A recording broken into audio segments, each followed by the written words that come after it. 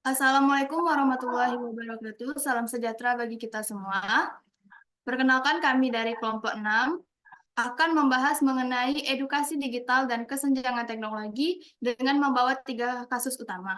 Sebelumnya, perkenalkan anggota kelompok kami. Yang pertama, ada Ana Febriana Angelika sebagai pemateri yang pertama, Nesa Putri Nazwa sebagai pemateri kedua, Yahya Nugraha Putra sebagai pemateri ketiga, dan Elvira sebagai pemateri keempat, dan saya sendiri, Insyira Inai Putri, sebagai moderator. Baiklah, langsung saja ke pembahasan pertama yang akan disampaikan oleh Ana. Kepada Ana, waktu dan tempat dipersilakan.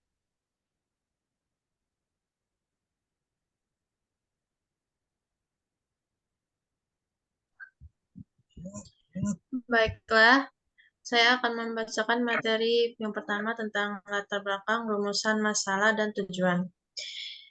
Pertama, latar belakang. Edukasi digital merupakan edukasi digital merupakan konsep yang berkembang pesat di era informasi saat ini. Pemanfaatan teknologi digital dalam proses pembelajaran ini telah membawa dampak positif yang signifikan dalam dunia pendidikan. Namun, tidak semua individu atau kelompok masyarakat memiliki akses yang sama terhadap teknologi digital, yang mengakibatkan terjadinya kesenjangan teknologi. Kesenjangan teknologi merujuk pada perbedaan akses, keterampilan, dan pemanfaatan teknologi digital antara individu atau kelompok masyarakat.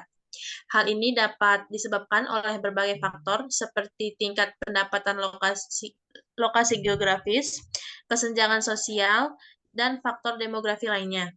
Kesenjangan teknologi ini mempengaruhi kesempatan pendidikan dan pembelajaran yang setara bagi semua individu. Pentingnya edukasi digital dalam mengurangi kesenjangan teknologi tidak dapat diabaikan, dengan memastikan bahwa semua individu memiliki akses yang setara terhadap teknologi dan memiliki keterampilan yang diperlukan untuk memanfaatkannya secara efektif, berkesempatan yang sama, dan dalam menghadapi tantangan dunia yang semakin digital. Kemudian ada rumusan masalah. Pertama itu apa itu edukasi digital, kemudian apa itu kesenjangan teknologi, kemudian mengapa edukasi digital sangat penting, kemudian mengapa edukasi digital masih sangat kurang di Indonesia, dan mengapa kesenjangan teknologi masih banyak terjadi di Indonesia. Kemudian tujuan dari paper ini adalah satu, agar dapat meningkatkan minat pembaca mengenai edukasi digital dan kesenjangan teknologi. Kemudian memahami dampak kesenjangan teknologi pada akses dan partisipasi dalam pendidikan. Dan yang terakhir itu membangun kesadaran pembaca akan pentingnya literasi digital dan keamanan dalam edukasi digital. Sekian dari saya kembalikan ke moderator. Baik, terima kasih kepada Ana. Setelah membahas latar belakang, rumusan masalah, dan tujuan, selanjutnya kami akan membahas tentang kasus pertama yang akan disampaikan oleh Nesa. Kepada Nesa, dipersilakan.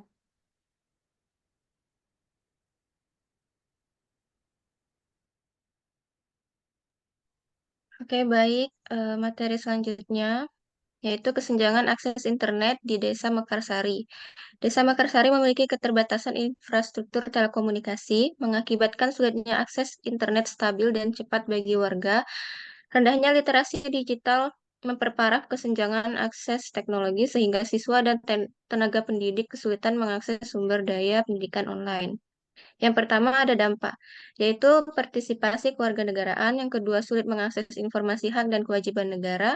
Yang ketiga, tidak tahu program-program pemerintah. Dan yang keempat, usaha kecil dan menengah yang sulit dikembangkan.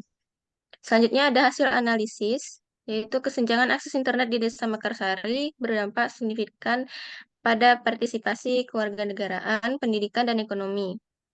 Penerapan solusi perlu memperhatikan kesiapan dan kerjasama dengan pemerintah maupun masyarakat.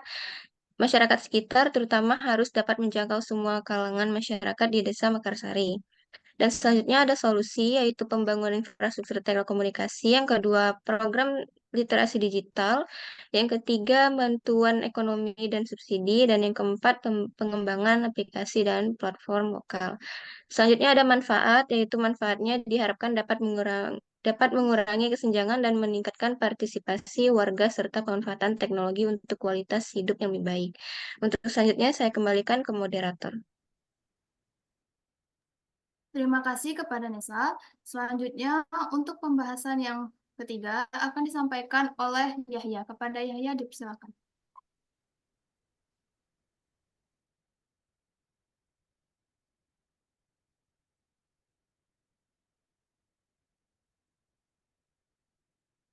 Baiklah, terima kasih kepada moderator. Di sini saya akan membacakan yang bagian case nomor 2. Maaf sebelumnya kamera saya mungkin ada error. Baiklah, yang case kedua ini adalah bagian kurangnya kompetensi digital pada panti lansia kasih sejahtera. Identifikasi masalah yang ada pada case 2 ini yaitu di panti lansia kasih sejahtera, banyak lansia yang tidak terbiasa menggunakan teknologi.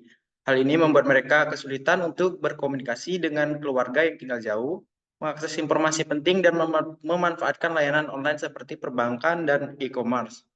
Nah, dampak pada kurangnya kompetensi digital pada lansia ini yaitu kurangnya kompetensi digital ini dapat menyebabkan lansia merasa terisolasi dan tertinggal dari perkembangan zaman. Hal ini juga dapat membuat mereka rentan terhadap penipuan online dan eksploitasi.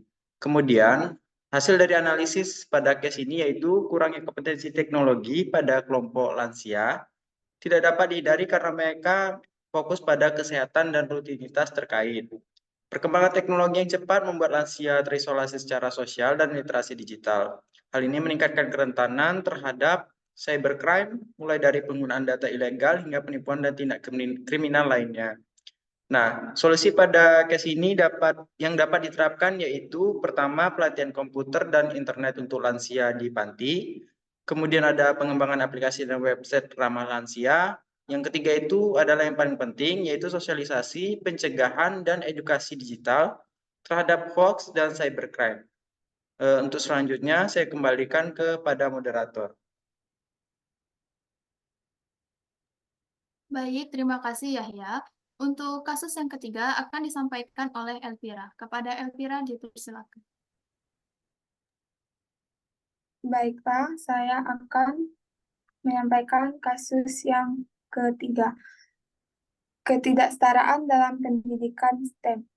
Di sekolah menengah atas Negeri 1 Kota Harapan terdapat lebih sedikit siswa perempuan yang mengikuti kelas matematika dan sains dibandingkan dengan siswa laki-laki. Hal ini disebabkan oleh stereotip gender dan kurangnya akses terhadap role model perempuan di bidang STEM. Adapun dampak dari kasus tersebut, ketidaksetaraan dalam pendidikan STEM ini dapat membatasi peluang perempuan untuk mendapatkan pekerjaan di bidang teknologi dan sains. Hal ini juga dapat memperarah kesenjangan gender dalam gaji dan kepemimpinan. Analisis masalahnya, ketidaksetaraan dalam pendidikan STEM melibatkan disparitas dalam akses dan partisipasi berdasarkan gender, ras, etnis, dan latar belakang ekonomi. Perempuan dan minoritas etnis masih kurang terwakili dalam program STEM, dan posisi terkait di tempat kerja dipengaruhi oleh stereotip gender, bias budaya, kurangnya dukungan pendidikan, dan akses terbatas terhadap sumber daya dan peluang. Solusi dari kasus ini adalah satu program mentoring dan workshop STEM untuk anak perempuan, 2 pengembangan kurikulum STEM yang inklusif dan menarik, 3 pendekatan komprehensif untuk inklusi dalam STEM, dan yang terakhir perluasan representasi dalam materi kurikulum dan perkenalan role model beragam dalam STEM. Manfaat mengadakan program mentoring, workshop, dan pengembangan kurikulum STEM yang inklusif dan dapat meningkatkan partisipasi anak perempuan dan kelompok kurang terwakili serta menyediakan role model dan keterampilan yang diperlukan untuk berkembang dalam bidang STEM, menciptakan masyarakat yang lebih inklusif dan berkesempatan sama dalam inovasi dan penemuan. Terima kasih, saya kembalikan ke moderator. Terima kasih kepada Elvira. Itulah hasil analisis 3 kasus utama dari kelompok kami. Setelah melakukan identifikasi dan analisis, kami menarik kesimpulan dan saran yaitu edukasi digital memanfaatkan teknologi dalam pendidikan, tetapi kesenjangan teknologi termasuk akses kuota internet dan literasi digital dapat menghambat implementasinya.